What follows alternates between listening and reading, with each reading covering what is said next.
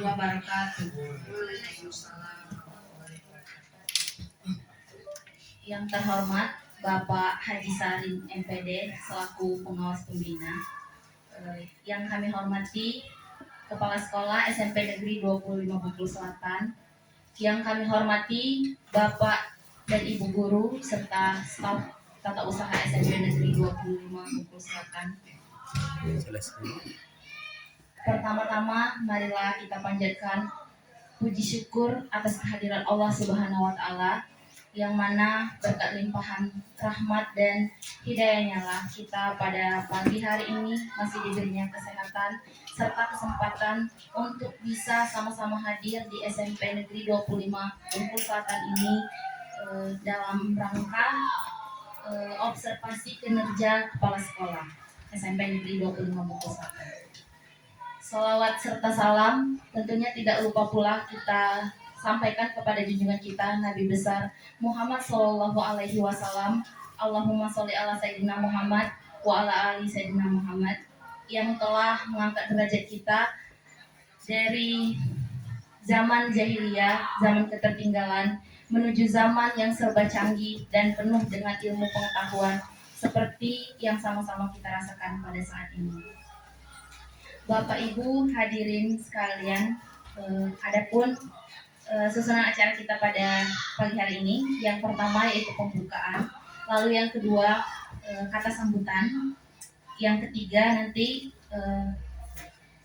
setelah kata sambutan pemaparan ya atau presentasi dari Ibu Emila Fitriani sebagai selaku Kepala Sekolah SMP Negeri 25 Bengkulu Selatan, lalu yang terakhir penutup.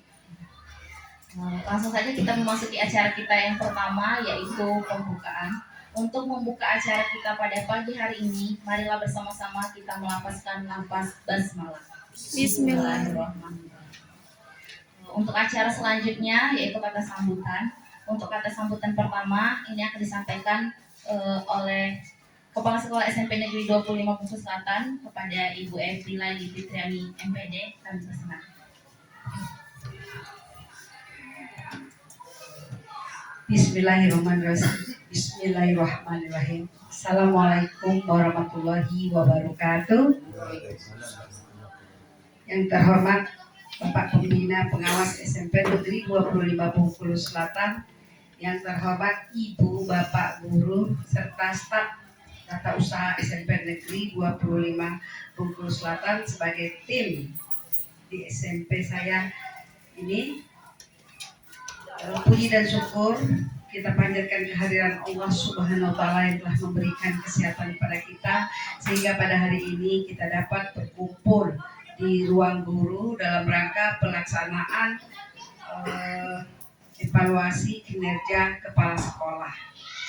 Serta salawat dan salam tak lupa kita sampaikan pada junjungan Nabi Muhammad SAW yang telah mengangkat derajat kita dari alam kemiskinan, dari alam kebodohan sampai pada alam saat ini yang penuh iman dan takwa serta teknologi yang canggih yang kita rasakan pada saat ini.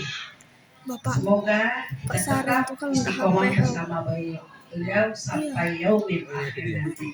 Amin ya rabbal alamin. Ibu, Bapak Guru, pada hari ini saya akan melaksanakan pemaparan nanti tentang refleksi peningkatan dan pengembangan kompetensi guru dalam pembelajaran. Nanti itu akan saya paparkan. Jadi tujuan seperti kita ketahui, tujuan dari observasi ini adalah sebagai pemenuhan dalam kinerja, sebagai pemenuhan kinerja. Dan tentu juga observasi ini bertujuan, ini tak lain adalah mengidentifikasi kekuatan dan area pengembangan kompetensi pedagogi, kompetensi profesional, kompetensi kepribadian dan sosial dalam hal ini. Kemudian nomor 2, memberikan umpan balik yang konstruktif sebagai bahan perbaikan pembelajaran ke depannya atau selanjutnya. Ketika menumbuhkan budaya guru pembelajar di lingkungan sekolah sesuai dengan prinsip berat sama dipikul, ringan sama dijinjing nantinya kayak gitu. Jadi mudah-mudahan apa yang saya sampaikan nanti itu akan bermanfaat bagi kita semua untuk peningkatan proses pembelajaran kita di kelas.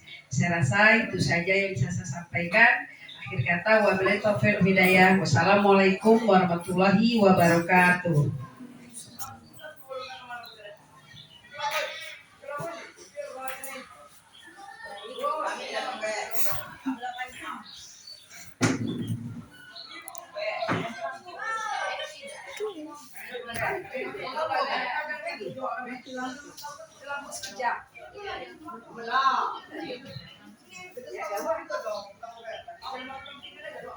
Mati lampu. Hidup lagi. Oh ya. Kecil.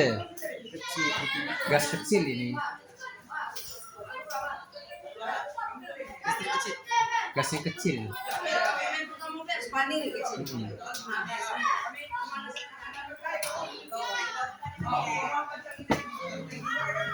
Baik, itulah tadi kata sambutan dari Kepala Sekolah SMP Negeri 25 Bengkulu Selatan.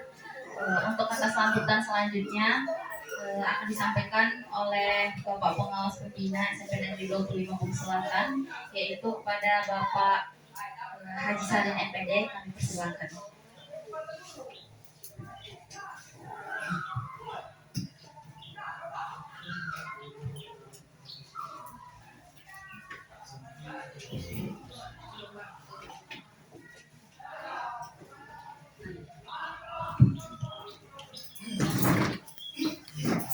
Assalamualaikum warahmatullahi wabarakatuh. Waalaikumsalam. Alhamdulillah, tak bosan-bosannya kita memanjatkan rasa syukur kita kepada Allah Ta'ala atas izin dan ridhonya kita dipertemukan di ruang guru SMP 25 Usadan pada pagi hari dalam keadaan sehat walafiat. Salawat dan salam tak bosan-bosannya juga kita sampaikan kepada junjungan kita dan Nabi Muhammad SAW.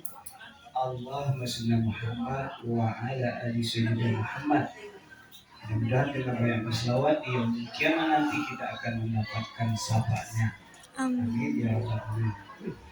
Kepala sekolah beserta dewan guru dan staf usaha yang kami hormati, agenda di sekolah kita hari ini yaitu observasi dan yang kedua nanti Bu ada sosialisasi SPMI, sistem peningkatan mutu internal, yang barusan kami terima di Hotel Marina beberapa hari yang lalu. Ini dari BPUP wajib disampaikan ke sekolah, kata Pak Komarudin, Dr. Komarudin menyampaikan. Nanti habis Ibu observasi, saya akan menyampaikan sedikit saja tentang SPMI itu ya. Kemudian saya juga punya observasi kerja kepala sekolah di SD Sendi 109 Pak Sainuddin ya. Nanti habis dari sini ke sana nanti. Saya kira itu observasi ini adalah salah satu pelengkap kinerja Ibu Kepala Sekolah yang untuk mendapatkan nilai SKP. Nah, jadi itu ya. Sebetulnya observasi itu ini puncaknya saja. Nah, walaupun bagus tampilan hari ini, kalau kesehariannya sekolah ini banyak lamburadulnya, itu percuma saja. Jadi observasi itu sudah saya lakukan tiap hari. Sudah sepanjang saya mengawas di sini. Jadi itu. Jadi ada puncaknya saja. Nah, jadi kalaupun hari ini penampilan Ibu luar biasa memang, tapi pembelajaran kita sering kosong, tidak akan bagus. Ya. Jadi begitu juga, walaupun penampilan Ibu hari ini hanya seadanya, tapi sekolah kita bagus, tetap bagus juga. Jadi Ibu Bapak sekalian sudah bisa baca, tapi ini tuntutan ya, sama dengan Ibu melakukan ujian semester materi terhadap anak berbalik. Betul. Tapi itu abang. Goyang, ganti dia goyang. Termasuk siswa. Termasuk siswa yang di provinsi, kemudian inovasi yang dilakukan di sini apa, sehingga dicecar oleh Pak Musi. Pak Zul seringan dikasih nilai sangat baik, tapi dibatalkan oleh Pak Iwan. Karena memang dicecar udah batalkan aja lah. Gitu. Sekarang Nanti kita diskusikan lagi nanti ya. Termasuk yang kalau yang ada pensiun boleh kata Pak penghargaan atau Pak Lucy. Jadi saya pula dengan Uda Edward itu ya, bagaimana proses kami di sidang kemarin itu ya. Saya kira itu ya, selamat kita menyaksikan penampilan tayangan Ibu ya. Setelah Ibu tampil, saya juga bawa laptop yang akan ditampilkan hasil dari BPMP, Badan Penjamin Mutu Pendidikan. Kalau dulu LPMP, Lembaga Penjamin Mutu Pendidikan. Ya. Saya kira itu. Assalamualaikum warahmatullahi wabarakatuh.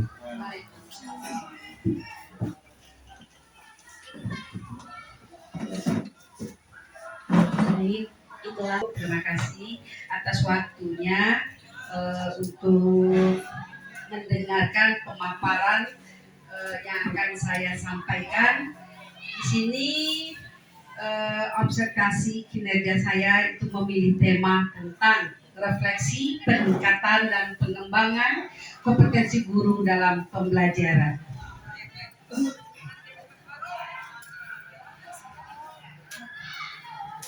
Bapak Ibu, seperti kita ketahui, pendidikan yang berkualitas sangat ditentukan oleh kompetensi guru dalam mengelola pembelajaran di sekolah, yang dimana guru itu harus reflektif ya, dan terus melakukan perbaikan diri untuk peningkatan kualitas proses dan hasil belajar peserta didik. Nah, dalam hal ini kualitas pembelajaran itu selalu mengacu sejauh mana proses pendidikan berlangsung secara efektif sehingga siswa memperoleh pengetahuan, keterampilan dan pengembangan sikap ya di dalam kehidupan sehari-hari untuk berkembang secara akademik, non akademik dan sosialnya. Dan kualitas pembelajaran ini mencakup berbagai aspek juga tentunya, termasuk itu tadi interaksi guru dan siswa, kurikulum yang digunakan atau metode pembelajaran yang ada di lingkungan belajar sekolah. Nah, tentu hal-hal yang mempengaruhi rendahnya kualitas pembelajaran kita tanpa kita sengaja itu adalah kualitas guru. Maksudnya kualitas guru itu ketika dia mengajar mata pembelajaran yang akan diajari, apakah latar belakang pendidikan mata pelajaran itu sesuai dengan knowledge of background-nya, ya latar belakang pendidikannya. Kemudian fasilitas pembelajaran yang berada di sekolah ini, alhamdulillah kalau menurut saya di SMP Negeri 25 Bengkulu Selatan untuk fasilitas pembelajaran itu sudah bisa kita banggakan ya. Kemudian kurikulum yang tidak relevan. Jadi karena tidak relevannya kurikulum yang mungkin selalu berganti-ganti saja membuat guru linglung dalam melaksanakan kurikulum. Walaupun pada dasarnya seperti kita ketahui kurikulum itu hanya berganti bajunya saja, sedangkan pada prakteknya itu sama saja. Yang berubah itu baju ya. Selanjutnya tentu satu lagi adalah kurangnya dukungan orang tua, komite. Kalau seandainya sebuah sekolah itu didukung oleh komite dengan penuh tanggung jawab, alhamdulillah sekolah itu akan maju. Karena kenapa Bapak Ibu? Untuk pemenuhan kebutuhan sekolah kita tidak bisa mengandalkan pemerintah saja. Jadi ada kemitraan yang harus kita jalin, yaitu orang tua. Kemudian juga di sini adalah rendahnya motivasi siswa belajar. Tentu yang itulah yang akan menjadi tugas kita sebagai guru, bagaimana meningkatkan motivasi siswa itu untuk belajar. Dan ini belajar tidak hanya sekedar materi yang kita ajarkan, tapi dari segala aspek. Itu yang kita akan tekankan pada pembelajaran ini.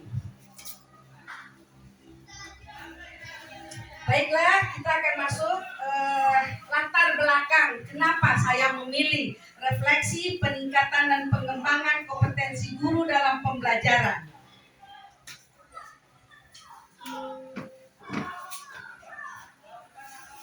Di sini adalah bahwasanya pendidikan adalah sebuah investasi jangka panjang yang membentuk karakter, intelektual, dan kecakapan hidup peserta didik. Jadi dengan investasi jangka panjang di mana kita sebagai guru membentuk sebuah karakter anak itu, bagaimana anak yang aturannya dia tidak disiplin, kita harus mendisiplinkan, dia tidak bertanggung jawab, kita harus mengajarkan bagaimana cara bertanggung jawab. Itu adalah kita memberikan pembelajaran untuk karakter. Intelektual tentu berkaitan dengan keilmuan yang akan kita sampaikan. Kemudian kecakapan hidup peserta didik, di mana setelah dia mendapatkan pendidikan yang mampu bersaing di era globalisasi ini. Kecakapan hidup.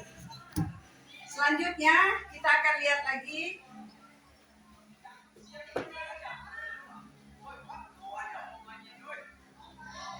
tantangan di era globalisasi yang menuntut siswa berpikir kritis, yang menuntut siswa berpikir kreatif, kolaboratif, dan komunikatif.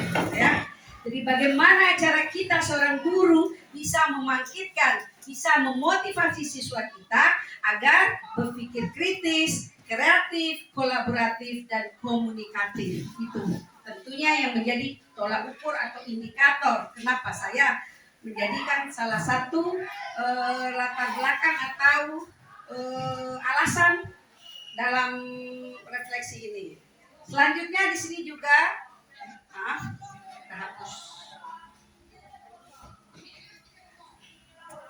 tentu dalam kegiatan ini kepala sekolah berperan sebagai sentral dalam implementasi kurikulum Merdeka yang saat ini kita laksanakan.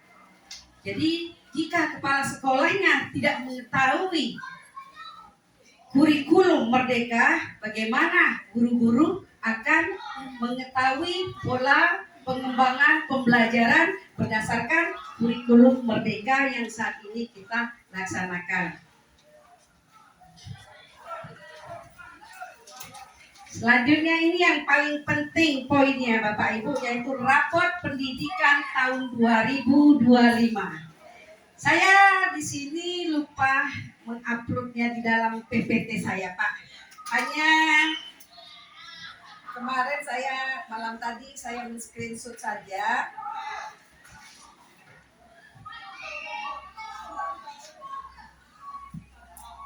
Yang merah pada saat ini adalah tentang pembelajaran. Di sini proporsi pemanfaatan sumber daya sekolah untuk peningkatan mutu, proporsi pembelajaran peningkatan mutu guru dan kependidikan, proporsi pembelajaran non personal mutu pembelajaran. Itu yang menjadikan latar belakang kenapa refleksi pembelajaran menjadi salah satu alasan dalam peningkatan kinerja ini. Jadi itu Bapak Ibu guru yang belum diobservasi, nanti itu yang evaluasi adalah masalah proses pembelajarannya. Ya. Next, selanjutnya. Untuk sebagai seorang guru tentu ada kompetensi yang harus dia kuasai. Seorang guru harus menguasai kompetensi. Saya mau tanya Bapak Ibu, ada berapa kompetensi yang harus dikuasai oleh guru?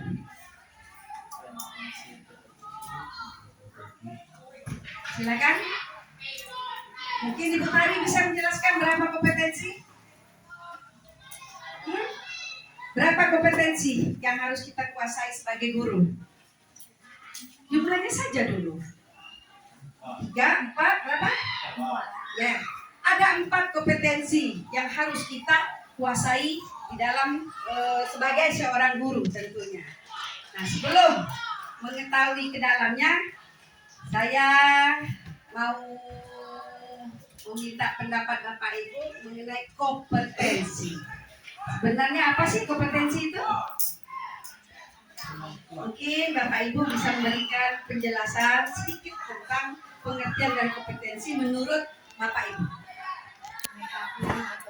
Asya, Pengetahuan, keterampilan, itu sifat yang wajib dimiliki masyarakat. apa? Pengetahuan, keterampilan, sifat. Oke, ada lagi yang lain? Silakan Pak An. Kompetensi yang saya ada kemampuan yang harus dimiliki atau tidak dimiliki oleh seorang guru untuk melakukan pembelajaran. Iya, saya rasa tidak perlu saya banyak-banyak ya meminta pada Bapak Guru untuk menjelaskan apa itu kompetensi. Jadi seperti yang dikatakan Ibu Enti dan Pak An bahwa kompetensi adalah kemampuan guru dalam ya menginginkan pengetahuan ya, kemudian dalam pembelajaran, itulah yang dinamakan kompetensi, kemampuan yang jelas. Nah, sekarang kita akan lihat pada Undang-Undang Nomor 14 Tahun 2005 yang menyatakan guru wajib memiliki kualifikasi akademik, kompetensi, itu jelas itu ya, terlihat, sertifikat pendidik, sehat jasmani dan rohani, serta memiliki kemampuan untuk mewujudkan tujuan pendidikan nasional.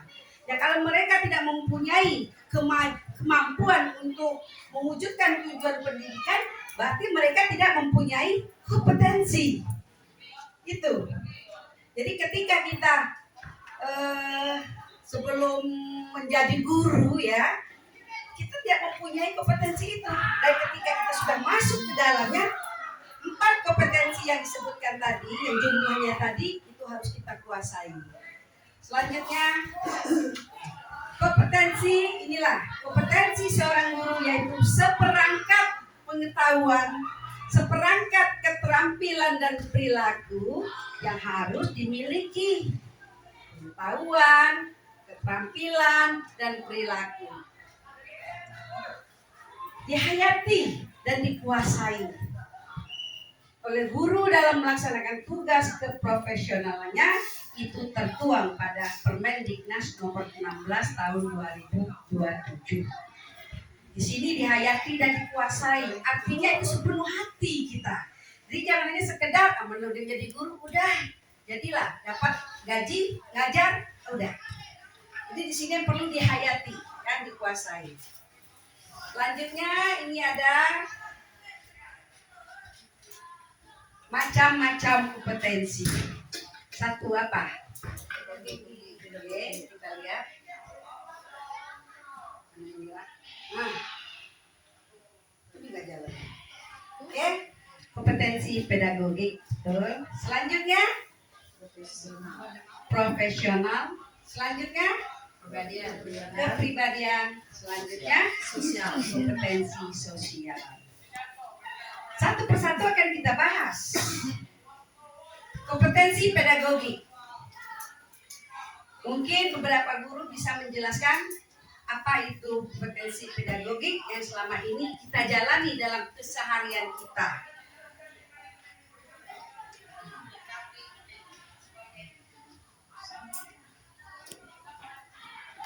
Oke, di sini saya jelaskan fokusnya pada pemahaman terhadap peserta didik dan pengelolaan pembelajaran yang efektif. Contohnya seperti apa? Mungkin ada yang mengungkapkan pedagogi. Ini tentunya pemahaman terhadap peserta didik dan pengelolaan pembelajaran yang efektif. Contoh. Mana? Rencana belajar. Yes, menguasai rencana pembelajaran itu termasuk pedagogik. Ya, kemudian apa lagi? Mengetahui karakter siswa itu pedagogik. Karena dengan mengetahui karakter siswa, kita akan tahu pola belajar siswa tadi seperti apa, atau auditory, atau visual, ya, atau apa lagi? Kinestetik. Selanjutnya apa lagi? Penguasaan teori belajar, metode pembelajaran seperti yang dikatakan Ibu Evi tadi, cara pembelajaran. Masih kita lihat satu-satu, yaitu peserta, pemahaman peserta didik, yaitu menguasai perkembangan kognitifnya, fisik, sosio, emosional anak. Dan itu tidak hanya pada anak sendiri, orang tuanya, latar belakang kehidupan orang tuanya, itu harus dimiliki oleh seorang guru. Supaya apa? Kita tidak asal marah terhadap anak. Tidak asal marah terhadap anak-anak. Karena kita tahu sendiri, anak itu berbagai macam latar kehidupan orang tuanya. Ada yang bercerai, ada yang meninggal, kemudian ada yang ekonominya tinggi, menengah, dan rendah. Itu harus kita kuasai gitu. Biar apa? Sense of belonging siswa itu, rasa memiliki siswa terhadap pelajaran yang kita ajarkan itu masuk gitu. Karena kita sudah mendalami dunia anak tersebut atau dunia siswa tadi. Oke, selanjutnya. Itu tadi merancang pembelajaran, mampu menyusun modul ajar atau RPP sesuai dengan kurikulum yang berlaku. Jadi dengan mata pelajaran yang kita mampu menyusun. Lu apa cara anak ini mampu ngerti pelajaran ini. Jadi kira-kira berkreativitaslah Bapak Ibu agar siswa itu menyenangi mata pelajaran kita dengan mengkreasi media-media pembelajaran. Jadi not only tidak hanya sekedar menjelaskan kemudian latihan, periksa. Dia ada proses anak itu terkesan, teringat dia. Oh iya, ibu kemarin ngajar itu ini, dia ngasih tahu. Karena saya sendiri waktu masih di SMP, guru sejarah saya mengajarkan dulu di sedikit pengalaman, mengajarkan tentang pelajaran sejarah Kerajaan Mataram. Jadi sistem dia mengajar itu dari mulai awal itu dia di dinding paling ini. Pada tahun sekian-sekian ada terjadi gini, tahun sekian ini. Jadi ketika di ulangan dan kita tidak di ruang, kita akan mengingat di dinding itu tadi. Oh di tahun ini kejadiannya, di tahun ini menguasai kompetensi dasar dan inti itu terkait di dalam RPP kita. Itu kenapa kita harus selalu tupoksi kita sebagai guru adalah merencanakan tadi. Karena kita harus menguasai kompetensi dasar dan kompetensi inti. Kemudian menguasai materi pembelajaran dan pola pikir keilmuan dia. Jadi pokoknya digali karena memang background of knowledge kita, latar belakang pendidikan itu di situ. Kalau untuk bahasa Inggris dia harus paham pembelajaran dan pola pikir keilmuan seperti apa dalam pembelajaran. Kira-kira metode-metode pembelajaran seperti apa yang bisa dilakukan agar anak itu menyukai bahasa Inggris. Itu. Kemudian mengembangkan materi secara kreatif. Buat sama jauh pada pedagogik tadi ya. Di sini guru tuh harus selalu berkoordinasi. Memanfaatkan TIK dalam pembelajaran. Tentu sekarang adalah zaman era globalisasi, zaman IT, bukan era globalisasi, zaman digitalisasi, di mana semuanya itu adalah online. Bapak Ibu, kadang tidak usah lagi buat sendiri pusing-pusing, karena sudah ada materi-materi di online. Jika seandainya Bapak Ibu udah mampu memanfaatkan TIK dalam pembelajaran, itu sangat-sangat mudah sekali Ibu Bapak mencari materi pembelajaran yang akan diajarkan kepada anak tadi. Kemudian belajar tidak hanya di kelas, bisa di luar dengan menggunakan IT tadi atau bisa masuk lab. Karena anak kita sekarang zamannya anak-anak bukan zaman kita lagi. Jadi memang kita yang harus menyesuaikan zaman, bukan anak yang menyesuaikan zaman kita kayak gitu. Kita yang harus mengejar digitalisasi sekarang ini. Mau tak mau itu kita sebagai guru yang profesional yang sudah bersertifikasi harus mengikuti, memanfaatkan TIK dalam pembelajaran. Dia